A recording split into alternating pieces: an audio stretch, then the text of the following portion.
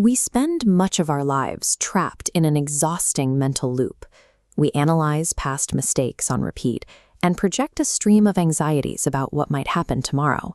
This mental noise blocks any sense of peace.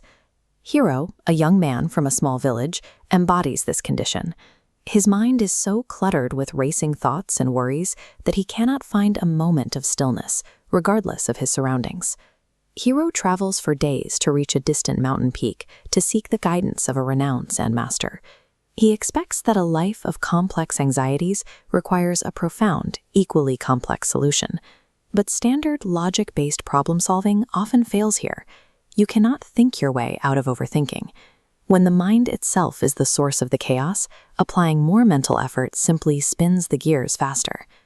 At the mountain courtyard, Hiro finds the Zen master sitting in deep meditation. Hiro asks how to empty his restless mind.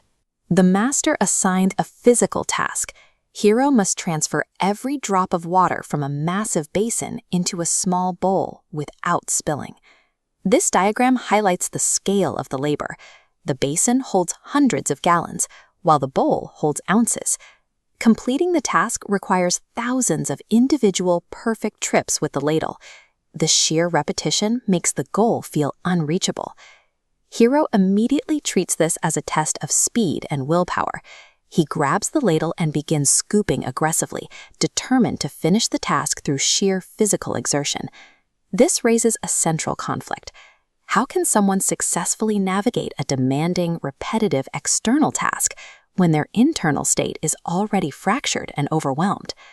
For hours, Hiro scoops and pours, fixated entirely on the final outcome, the empty basin, and he grows more frantic with every trip.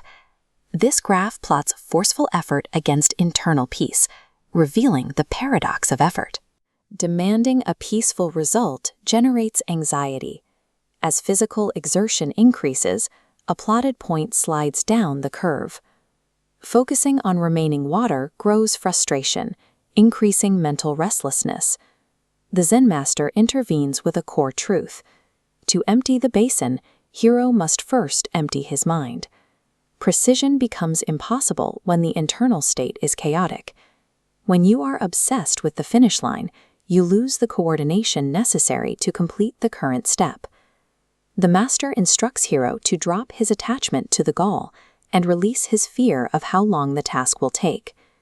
This requires Hiro to move his attention away from the abstract future and lock his awareness onto the sensory present. He stops monitoring the water level in the basin. Instead, his senses focus on the splashing water and the weight of the ladle. His awareness is pulled entirely into the immediate movement. This focus induces a flow state. By channeling his energy into the micro-actions of the moment, he naturally clears the mental space previously occupied by past regrets and future anxieties.